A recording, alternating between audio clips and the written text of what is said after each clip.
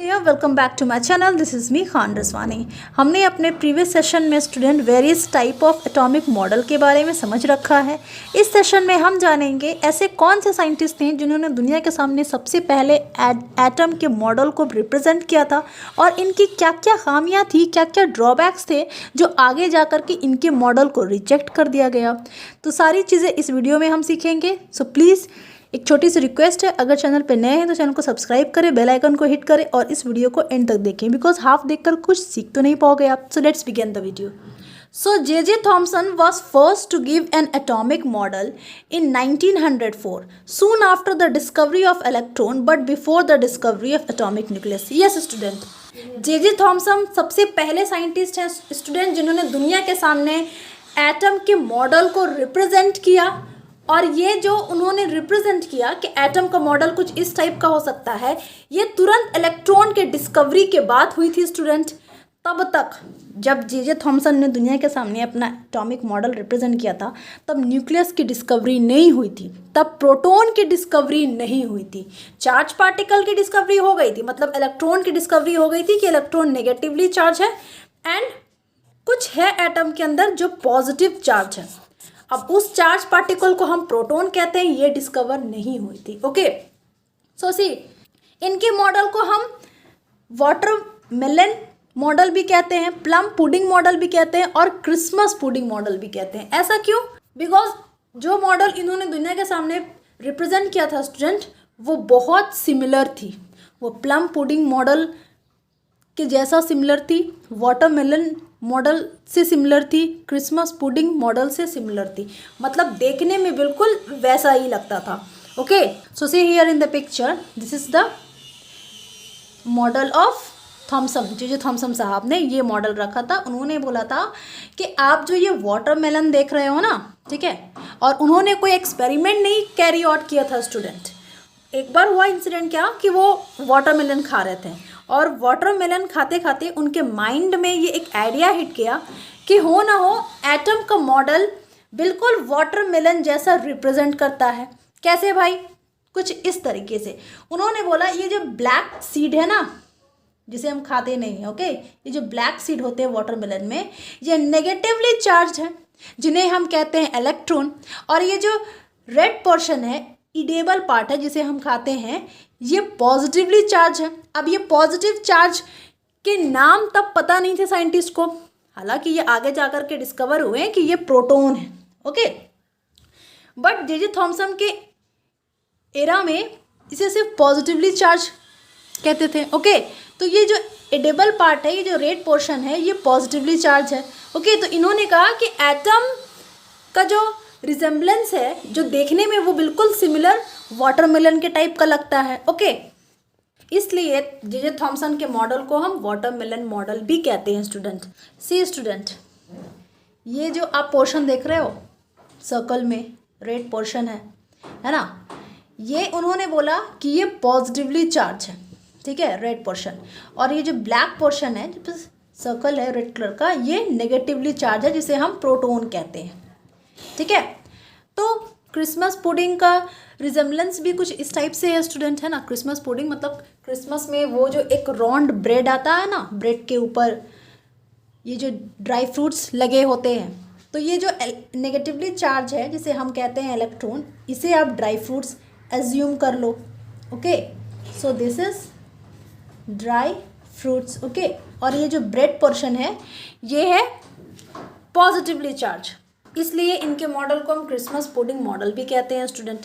C red edible part of watermelon which is positive charge and black seed embedded, मतलब black seed उसमें गड़ा हुआ है। Okay, see here black seed है ना, गड़ा हुआ, तो ये ब्लैक सीड को उन्होंने कह दिया नेगेटिव चार्ज, मतलब ये इलेक्ट्रॉन है। ओके, तो इन्होंने दुनिया के सामने ये बात बोली स्टूडेंट कि एटम एक स्फेयर जैसा है, एक बॉल जैसा है जिसमें पॉजिटिव चार्ज है एंड नेगेटिव चार्ज है, और जो नेगेटिव चार्ज है जिसे हम इलेक्ट्रॉन कहते हैं वो इम्बेडेड है, मतलब वो गड़े हुए हैं। लुक, है ना, ये नेगेटिव चार्ज जिसे हम इलेक्ट्रॉन कहते हैं ये इम्बेडेड है, गड़े हुए हैं। ओके, और इन्होंने एक बात और बोली थी, इन्होंने बोला कि positive and negative charge in an atom are equal in magnitude, due to which an atom is electrically neutral. इन्होंने बोला कि ये जो पॉजिटिव चार्ज प्रेजेंट है और ये जो इलेक्ट्रॉन प्रेजेंट है जिसे हम नेगेटिवली चार्ज कहते हैं, ये एक दूसरे को कैंसिल आउट कर रहे हैं, ये एक दूसरे को कैंसिल आउट कर रहे हैं, जिसके कारण एटम एज अ होल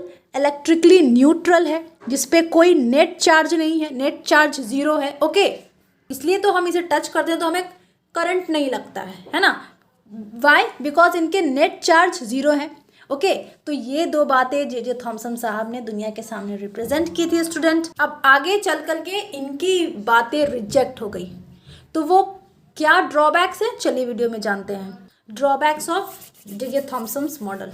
देखो, इनकी ड्रॉबैक्स, बात को समझो, काफ़ी दिनों तक इनके मॉडल को एक्यूरेट माना गया, बट हुआ क्या कि उसके बाद रदरफोर्ड साइंटिस्ट आए।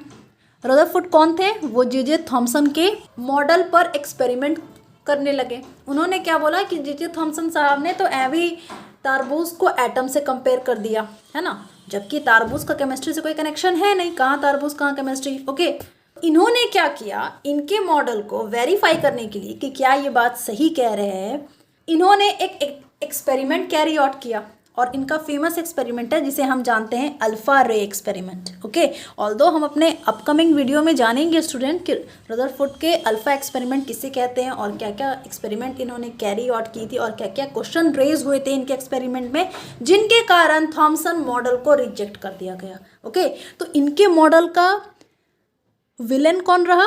Rutherford. Okay, so see the drawbacks of Thomson model. It fails to explain how the positive charge holds on the electrons inside the atom. मतलब जे थॉमसन साहब ने स्टेबिलिटी ऑफ एटम को एक्सप्लेन करने में fail हो गए। मतलब how positive and negative charge could remain so close together. देखो, स्टेबिलिटी ऑफ एटम से समझो, दुनिया में जितनी भी तमाम केमिकल रिएक्शन हो रही हैं, ठीक है, अगर केमिकल रिएक्शन हो रही है तो क्यों हो रही है भाई साहब? तो ये सारा गेम है student stability of atom, stability of atom, ठीक है। दुनिया में जितने भी तमाम एलिमेंट हैं वो बने हैं अपने एटम से, है ना। मैटर बना किससे?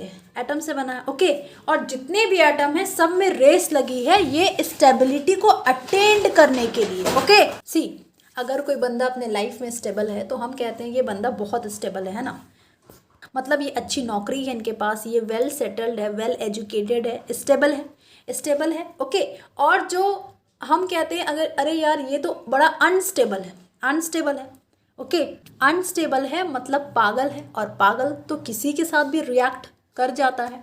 डोंट वरी, ये मैं बस एक एग्जाम्पल सेट कर रही हूँ कि आपको ये याद रहे, स्टेबल एंड अनस्टेबल। ओके, तो अनस्टेबल बंदा किसी के साथ भी रिएक्ट करेगा, पागल है। ओके, तो कोई भी एटम चाहता है भैया कि हम भी अपने लाइफ में स्टेबल हो जाए, और ये स्टेबल कब होगा? जब ये ऑक्टेट लॉ को फुलफिल करेगा, ऑक्टेट लॉ को कंप्लीट करेगा। ऑक्टेट लॉ किसे कहते हैं? डोंट वरी, जब हम इलेक्ट्रॉनिक कॉन्फ़िगरेशन के बारे में पढ़ेंगे वहाँ चीज़ें और क्लियर होने वाली हैं। तो जो एटम ऑलरेडी स्टेबल है, ठीक है, वो केमिकली रिएक्ट कभी नहीं करता स्टूडेंट, ठीक है, जो स्टेबल है वो केमिकली रिएक्ट नहीं करता है। ओके, और दुनिया में जितने भी एटम हैं सारे एटम रिएक्ट नहीं करते हैं, जितने भी एटम हैं वो सारे एटम रिएक्ट नहीं करते हैं। ओके, कुछ ऐसे एटम हैं जो रिएक्ट नहीं करते हैं, वो कौन से एटम हैं? और ऐसे एलिमेंट को हम कहते हैं student inert gas. Inert gas में ये सारे एलिमेंट आते हैं स्टूडेंट, क्लास 10th में आप पढ़ेंगे और deeply. Okay, argon, krypton, okay, neon. Okay, मतलब ये जो एलिमेंट है ना इनके एटम स्टेबल है। मतलब स्टेबल क्यों है? क्योंकि ये ऑक्टेट लॉ को कंप्लीट कर रहे हैं, और जो एलिमेंट के जो एटम है जो ऑक्टेट लॉ को कंप्लीट नहीं करते हैं वो अनस्टेबल होते हैं। एंड याद रखना, केमिस्ट्री के वर्ल्ड में अनस्टेबल जो एटम होते हैं स्टूडेंट वो रिएक्ट करते हैं, केमिकल रिएक्शन उन्हीं की होती है। ओके, अब जो केमिकल रिएक्शन होती है इनके रेट ऑफ रिएक्शन भी अलग अलग होते हैं स्टूडेंट। कोई एटम बहुत फास्ट रिएक्ट कर जाएगा, कोई एटम बहुत स्लो रिएक्ट करता है, लेकिन रिएक्ट करेंगे। कौन एटम रिएक्ट करेंगे? जो अनस्टेबल होंगे। ओके, अब इतनी सारी बातें जो जे थॉमसन साहब ने एक्सप्लेन नहीं की थी, उन्होंने कहाँ अपने थ्योरी में ये बात बताई थी कि कोई ऑक्टेट लॉ भी होता है ना। और एटम अगर रिएक्ट करता है, क्यों रिएक्ट करता है, और एटम के रेट ऑफ रिएक्शन किसी के फास्ट होते हैं, किसी के स्लो होते हैं, ये सारी चीज़ें जे थॉमसन साहब ने नहीं बताई थी। मतलब स्टेबिलिटी ऑफ एटम को ये एक्सप्लेन करने में फेल हो गए थे। ओके, ये एक रीज़न था इनके मॉडल का ड्रॉबैक्स है। ओके, जो फर्दर जा कर के इनका मॉडल रिजेक्ट हो गया। और जे थॉमसन साहब ने Thomson did not mention anything about the nucleus of atom. इन्होंने एटम के अंदर जो न्यूक्लियस प्रेजेंट है, जिसके अंदर प्रोटॉन प्रेजेंट है, न्यूट्रॉन प्रेजेंट है, ये तो अब हम जान रहे हैं ना। जे थॉमसन साहब अपने एरा के टाइम में ये एक्सप्लेन नहीं कर पाए थे, और इन्होंने कुछ भी ये बातें जिक्र ही नहीं की थी कि एटम के अंदर कोई न्यूक्लियस भी है।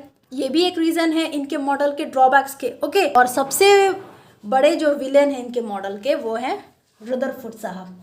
इन्होंने एक्सपेरिमेंट कैरी आउट किया इनके मॉडल को वेरीफाई करने के लिए कि क्या जे थॉमसन साहब जो बात बोल रहे हैं, जो दुनिया इतने सालों से मानती आ रही है, क्या इनके बात में सच्चाई भी है, या इन्होंने बस एवं ही एक तरबूज का एग्जाम्पल दे दिया और दुनिया ने एक्सेप्ट कर लिया। तो इन्होंने अपनी एक्सपेरिमेंट कैरी आउट की, जिसे हम कहते हैं अल्फा रे एक्सपेरिमेंट। और इनके एक्सपेरिमेंट में बहुत सारे सवाल उभर करके आ रहे थे स्टूडेंट, जिनका जवाब जे थॉमसन साहब के पास नहीं था।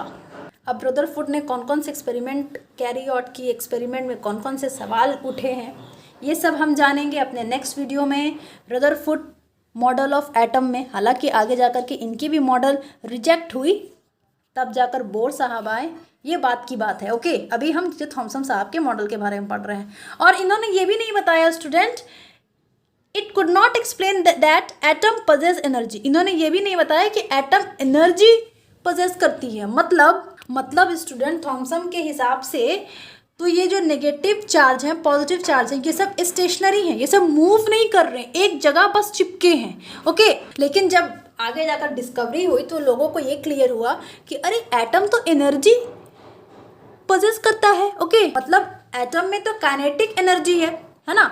मतलब दुनिया में जो भी चीज़ें मूव कर रही है वो एनर्जी पजेस करेगी। आपने फिजिक्स में पढ़ा है, moving object possess energy. Okay, और स्टूडेंट इन्होंने कहा स्टूडेंट इनके हिसाब से इलेक्ट्रॉन एंड जो पॉजिटिवली चार्ज पार्टिकल है वो स्टेशनरी है, मतलब वो एनर्जी पजेस नहीं करेगा। बट आगे फर्दर डिस्कवरी हुई तो लोगों को चीज़ें क्लियर हुआ कि एटम एनर्जी पजेस कर रही है। तो इसका मतलब है, हो ना हो, एटम के अंदर कुछ तो ऐसा पार्टिकल है जो मूव कर रहा है, जो कॉन्स्टेंटली मूव कर रहा है, रुका नहीं है, वो कॉन्स्टेंटली मूव कर रहा है। और शायद इसीलिए एटम एनर्जी पजेस करती है, because moving object possess energy. तो ये सारी बातें जो थॉमसन साहब ने कहाँ एक्सप्लेन की थी, ये सब बातें उन्होंने एक्सप्लेन नहीं की थी।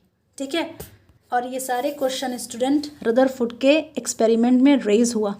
हालांकि डिटेल से हम डिस्कस करेंगे रदरफोर्ड के एक्सपेरिमेंट में और सारे क्वेश्चंस कौन कौन से राइज हुए। और रदरफोर्ड तो भाई साहब चले थे जे थॉमसन के मॉडल को वेरीफाई करने के लिए, और इन्होंने एक्सीडेंटली कुछ और ही डिस्कवर कर दिया। और वो क्या डिस्कवर किया ये हम अपने नेक्स्ट वीडियो में डिस्कस करेंगे। आई होप आपको चीज़ें क्लियर हो गई होंगी। छोटा सा टॉपिक है स्टूडेंट, बट ये जानना बहुत इंपॉर्टेंट है। Thank you for watching, God bless you all.